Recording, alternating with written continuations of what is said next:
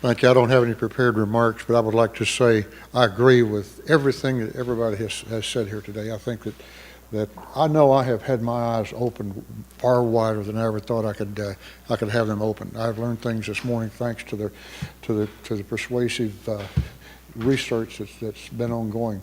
I just couldn't believe, if anybody else had told me, I probably would have taken it with a grain of salt. But I see the families of people to whom the fallen mean the most, meant the most, and still do. You're telling the truth. That's the way it is. And we're dealing, at Special Operations Speaks, we're dealing with even more lies by the administration. This administration might very well be called the cover-up administration. And I would ask you to get the word out about what happened in the shoot down of the helicopter and what happened in Benghazi. These two failures, or as they call it in the computer world these days, two fails, are so similar to each other that I think that America needs to stand up. And I wanted to say one thing. I'm a Southern Baptist.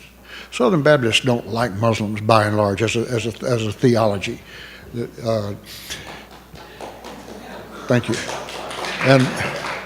And yet, my pastor, and I won't go into any detail, I go to a church in North Carolina, as redneck as it could be, as evangelical Christian as it can be. My pastor has a PhD, doctor of theology. He's a brilliant guy. He can preach a sermon with that, and he never even looks at notes. He can quote chapter and verse out of the Bible like Alan West can quote out of the Quran. And I have never heard him mention Islam, Mohammed, or Quran, not once. And I keep pinging him every now and then. I'll send him a nice little rejoinder. Hey, when are you going to start talking about this? Until our theological leaders start realizing that we are dealing with a theological enemy, that we're dealing with Satan himself, we're going to continue to lose. Thank you.